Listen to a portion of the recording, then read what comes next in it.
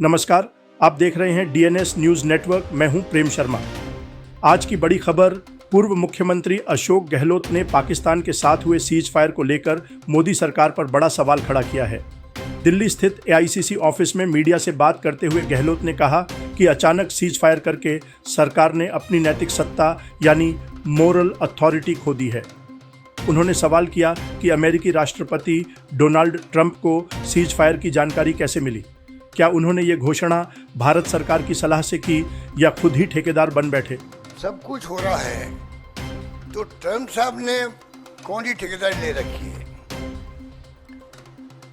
वो ठेकेदार बन गए खुद ही, या तो खुद बन गए या हमारी चुप्पी जो है हमारे देश के सरकार की, उस चुप्पी ने उनके हौसले बढ़ा दिए हैं कि सीज फायर वो कर रहे हैं कि रात भर मैंने मेहनत करी है हमारे लोगों ने।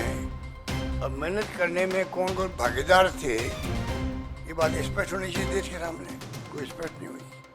अब वो कहते कश्मीर का हल भी मैं कर सकता हूँ, हजारों साल से जो झगड़ा चल रहा है।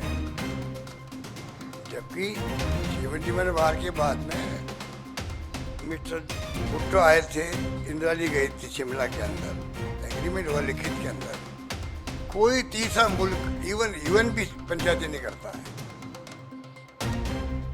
दो मुल्कों के बीच में बात होगी हमेशा कश्मीर के बारे में। ट्रंप साहब तो उसकी तरफ भी बात करने लग गए। बहुत खतरनाक बात है, वो बहुत खतरनाक बात है। मैं रिपीट करना चाहता हूँ, बहुत खतरनाक बात है कि मिस्टर ट्रंप कह रहे हैं कि कश्मीर का मुद्दा मैं हल करवा दूंगा। पता नहीं वो किसके पक्ष में फैसला कर देंगे।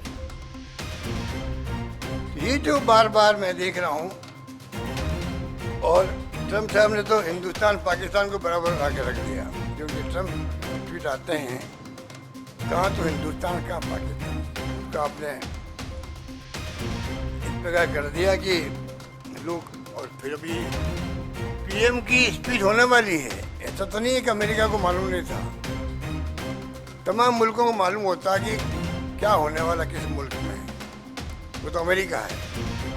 इधर prime minister Modi ji address करने वाले थे, उनके पहले ट्वीट कर दिया उन्होंने कि दोनों मुल्कों को हमने कहा कि अगर व्यापार करना है तो आपको बंद करना पड़ेगा। ये तमाम बातें जो हो रही है, इसका जवाब प्रधानमंत्री जी ने नहीं दिया। ये मेरी शिकायत उनसे, जवाब तो उनका देना चाहिए था। बाकी बड़ी बड़ी बातें आपने करी, अच्छी बात है। समय बताएगा कि जो बातें आप कर रहे हो वो कितनी हम कामयाब हो पाते हैं आने वाले वक्त में।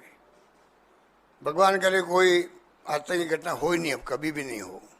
हमारा तो ये ध्येय होना चाहिए था कि हमेशा के लिए पाकिस्तान की ऐसी स्थिति कर दें हम लोग, कम से कम वो जो है आतंकवादी घटना करने के काबिल नहीं रहे वो।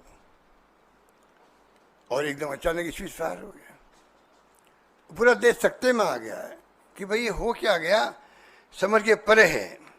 इस प्रकार से जो, और इधर तो हो रहा सीज फायर है और 2 घंटे बाद में वापस अटैक हो रहे हमारे ऊपर। तो दुनिया क्या सोच रही होगी कि पाकिस्तान घबरा गया या कौन घबरा गया जिससे कि सीज फायर भी हो रहा है। सरकार कह रही है कि जो डायरेक्टर जनरल थे मिलिट्री ऑपरेशन के, उनका फोन आया हमारे पास में पाकिस्तान के,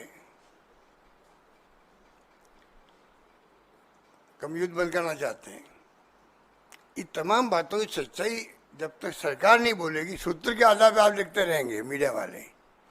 सूत्र के आधार पर लिखना और वक्तव्य देना सरकार का रात दिन का फर्क होता है, आप भी समझ सकते हैं। अभी तक स्पष्टीकरण कहीं से नहीं आ रहा है। तो ये मैं कह रहा था कि अभी भी आज 13 तारीख को मैं देखा, कल का भी कहा इंडिगो की फ्लाइट, एयर इंडिया की फ्लाइट सब कैंसिल कर दी गई। अमृतसर में, चंडीगढ़ में, राजस्थान के हिस्से में, लेह में, लद्दाख में, या आपका श्रीनगर में भी। तो ये अभी तक क्या हो रहा है पता नहीं। हालांकि मिलिट्री वाले कह रहे हैं कि ऐसी कोई बात नहीं है। तो ये देश जानना चाहता है कि मोदी जी, सरकार पे, आप पे कौन सा दबाव है जिस कारण से हम स्पष्टीकरण नहीं दे पा रहे हैं। बल्कि मेरे हिसाब से, जो मेरा अनुभव कहता है, पहला ट्वीट आया था जब आपका मिस्टर ट्रंप का, कि स्विच फायर के लिए फैसला हमने कर लिया। तब उनको सरकार की तरफ से आना चाहिए था कि तीसरा पक्ष इसमें कोई पंचायत नहीं करेगा, ये हमारी पॉलिसी 71 की बनी हुई है, ये कहना चाहिए था।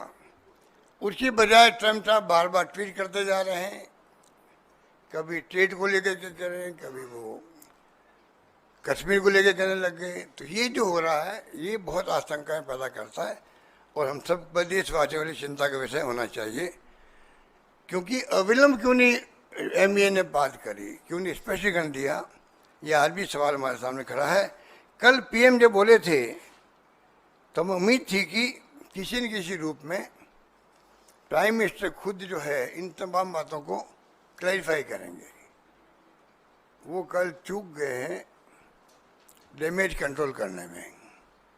डैमेज बहुत भारी हुआ है सरकार को भी, क्योंकि जिस प्रकार से कहा तो इंदिरा गांधी ने 2 टुकड़े ही कर दिए पाकिस्तान के, सरेंडर करवा दिए सेनाओं को, और यहाँ तो 3 दिन का मामला था, सेना अच्छा काम कर रही थी, घुस रहे थे उनके अंदर, और अचानक ही स्विच फायर खबर आ गई। गहलोत ने तल्ख लहजे में कहा, ट्रंप ने किस आधार पर कहा कि रात भर हमारे लोग मेहनत कर रहे थे?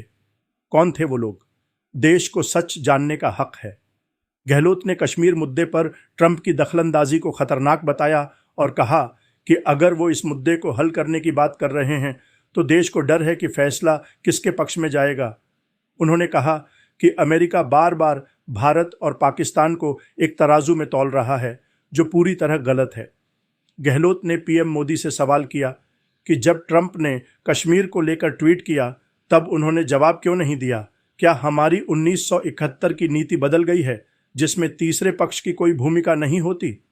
गहलोत ने भारतीय सेना की कार्रवाई की सराहना करते हुए कहा कि पुलवामा हमले के बाद हमारी सेनाओं ने आतंकी ठिकानों को तबाह किया और 100 से ज़्यादा आतंकियों को मार गिराया। सब कुछ सही दिशा में जा रहा था, फिर अचानक सीज फायर क्यों कर दिया गया? उन्होंने कहा कि इंदिरा गांधी ने 1971 में पाकिस्तान के 2 टुकड़े कर दिए थे और आज की सरकार 3 दिन में सीज फायर करवा रही है। गहलोत ने यह भी कहा कि दुनिया का कोई भी देश भारत के साथ खड़ा नहीं दिखा। जब हमारे 26 निर्दोष नागरिक मारे गए तब पाकिस्तान के साथ अजरबैजान और तुर्की खड़े हो गए। अमेरिका की स्थिति अस्पष्ट रही, लेकिन हमारे साथ कोई नहीं था। क्यों? गहलोत का साफ कहना है कि सरकार ने बिना सोच समझ के यह सीज फायर किया और देश को इसका जवाब चाहिए। अगर आपको यह खबर ज़रूरी और जानकारीपूर्ण लगी हो तो वीडियो को लाइक और कमेंट ज़रूर करें। चैनल को सब्सक्राइब करें ताकि देश दुनिया की हर बड़ी खबर आप तक सबसे पहले पहुंचे। मैं था प्रेम शर्मा, आप देख रहे थे DNS न्यूज़ नेटवर्क। जय हिंद।